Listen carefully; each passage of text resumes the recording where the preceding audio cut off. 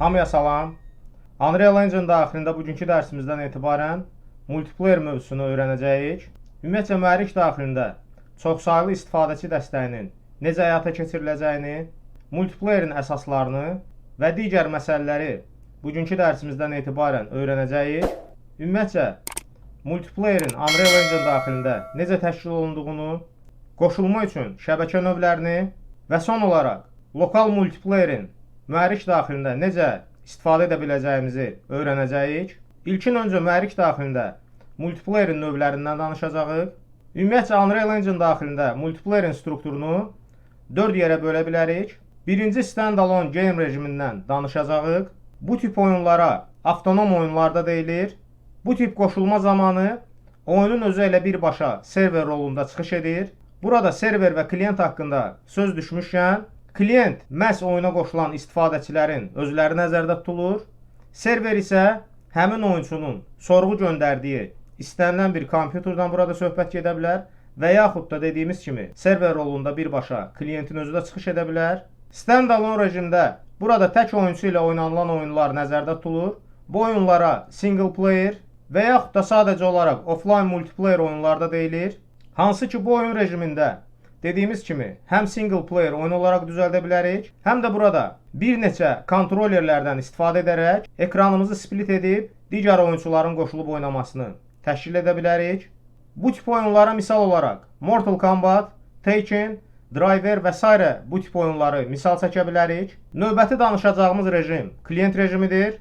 Məhz mühərrik daxilində bu rejim ilə işləmək də mümkündür və bu nümunələrə ilərləyən dərslərimizdə daha ətraflı baxacağıq.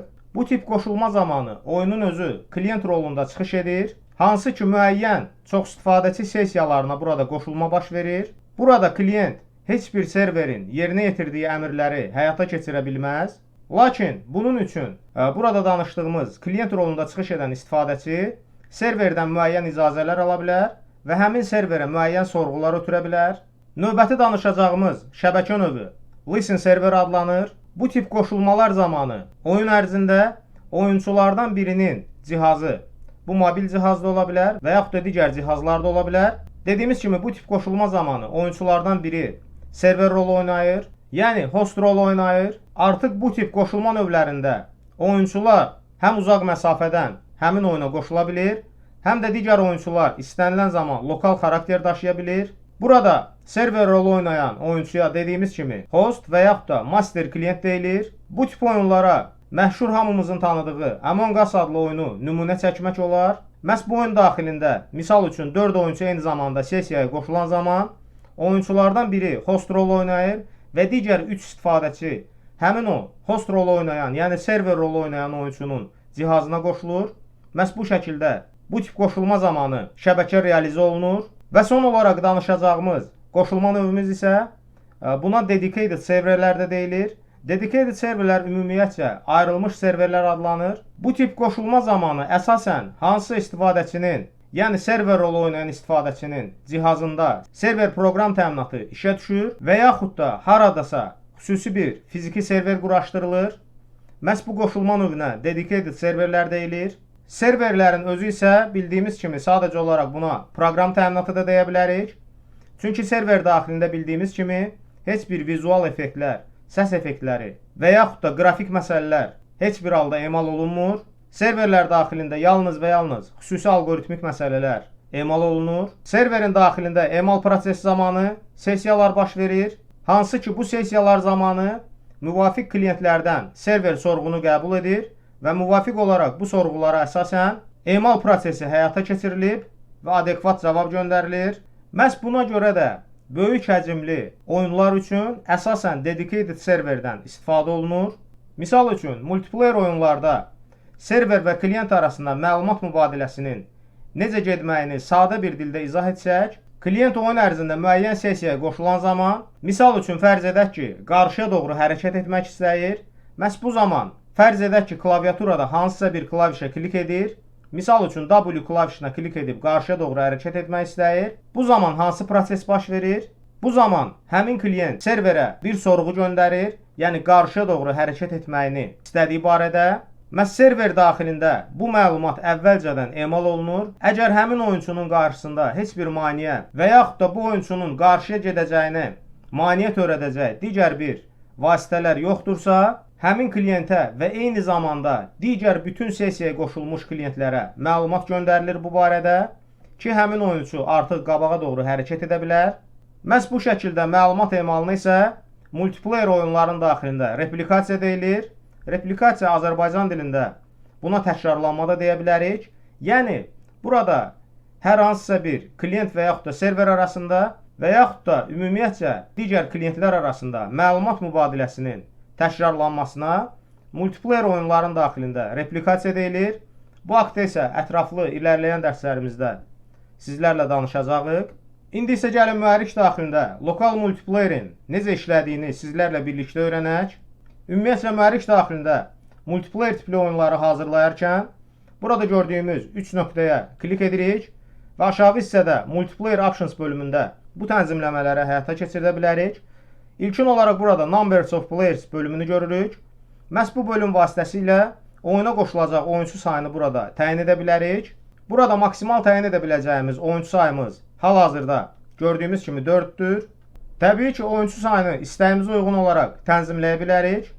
Bunun üçün mütləq şəkildə Advanced Setting bölümünə keçid etməliyik və daha sonra axtarış bölümündə Numbers of Players yazırıq və burada gördüyümüz bu parametrdə istəyimizə uyğun olaraq oyunçu sayını buradan təyin edə bilərik. Nümunə olaraq mən buraya 15 yazıram və daha sonra Enter düyməsinə klik edirəm. Editor Preference pəncərəsini bağlayırıq və daha sonra yenidən burada oyuncu sayımızın maksimal olaraq artıq bizim təyin etdiyimiz saya uyğun tənzimləndiyini görə bilərik. Növbəti burada gördüyümüz Net Mode bölümü vasitəsilə məhz bundan əvvəl sizə izah etdiyim şəbəkəyə qoşulma növlərini buradan seçib istifadə edə bilərik. Susmaya görə burada gördüyümüz kimi Standalone rejimdə oyuna başlayırıq. Məhz bu rejimlər haqqında isə daha öncə sizə ətraflı və geniş izahat verdim. Dediyimiz kimi Unreal Engine mühərriki daxilində lokal multiplayerin nümunəsinə baxmaq üçün əvvəlcə Level Blueprint daxilinə keçid edirik. Və burada nümunə olaraq bir ədəd input təyin edirəm əvvəlcə.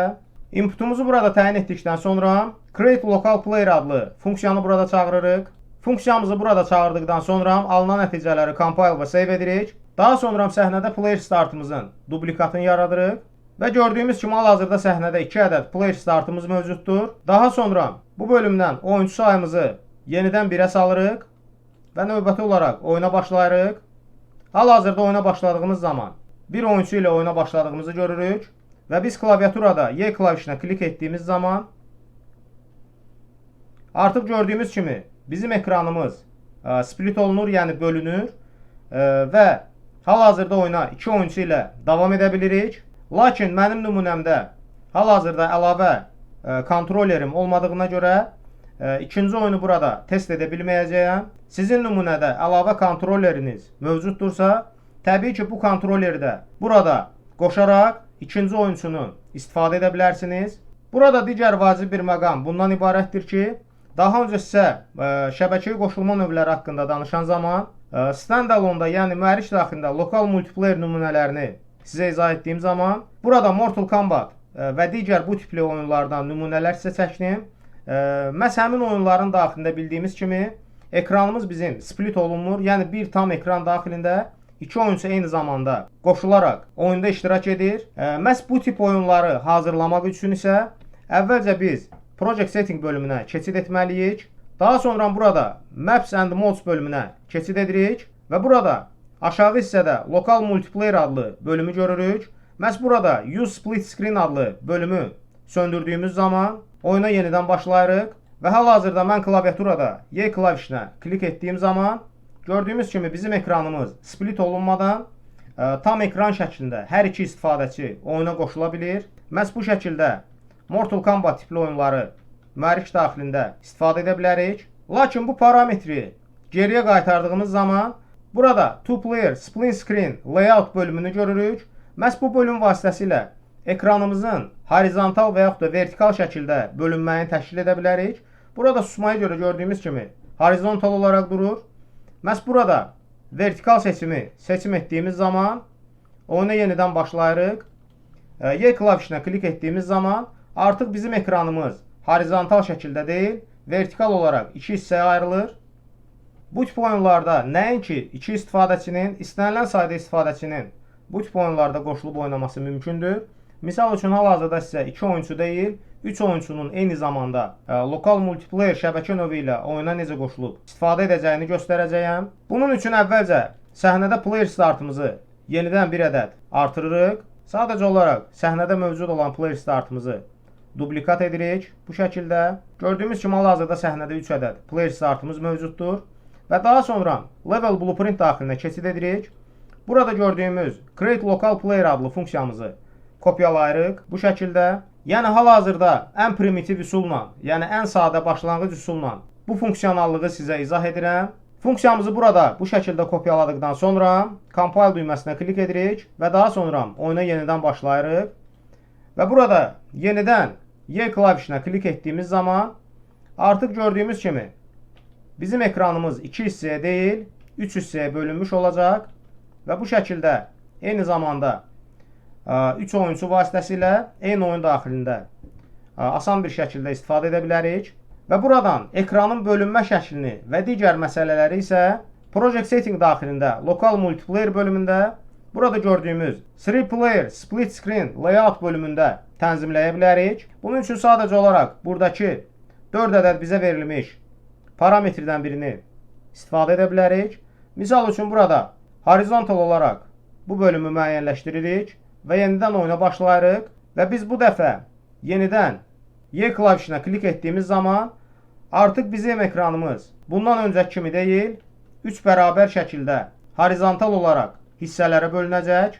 Bundan əlavə, lokal multiplayer tipli oyunlarda digər maraqlı bir məqamı sizlərin diqqətinizi çatdırım. Əgər oyun ərzində ekranda müəyyən interfeysdən, yəni widget elementlərindən istifadə etmisinizsə, bu zaman mütləq şəkildə bəzi tənzimləmələri həyata keçirməlisiniz. Əks halda həmin widgetiniz digər oyunçular üçün təkrarlanmayacaq. Bunun üçün əvvəlcə sadə bir widget ekranda düzəldirəm. Məhz bu şəkildə və yaxud da istənilən şəkildə widgetimizi hazırladıqdan sonra bu widgetimizi ekrana çap edək.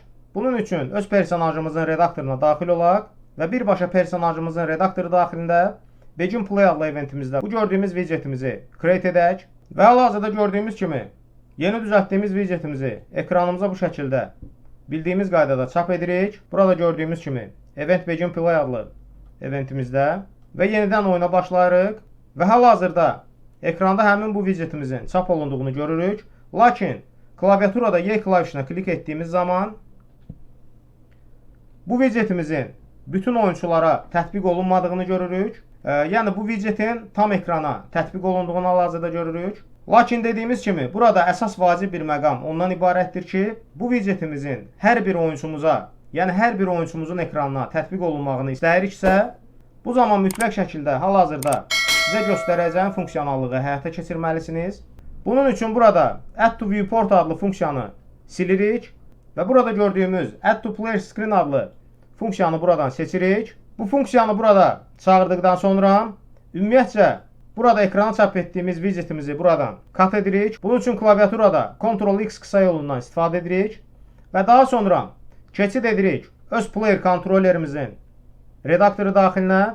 Bunun üçün əgər əvvəlcədən player kontrolerimiz burada mövcud deyilsə, yəni mühərrikin bizə təqdim etdiyi susmaya görə player kontrolerdən istifadə ediriksə, sadəcə olaraq sadə bir şəkildə növbəti bir ədəd player kontroler düzəldirik.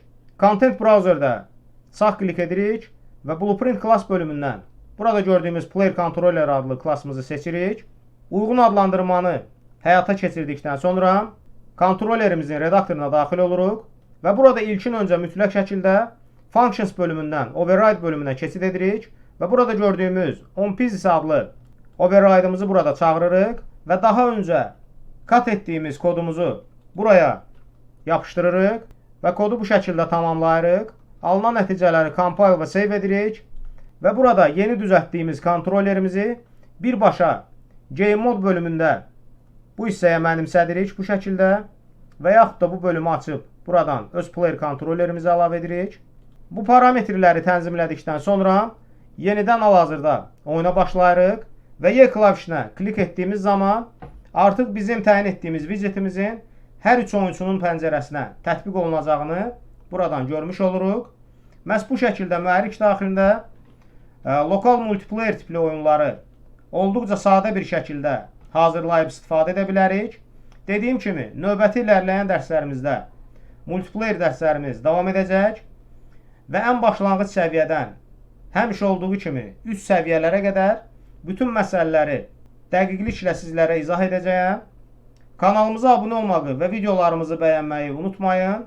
Bugünkü dərsimiz bu qədər. Hamıya uğurlar.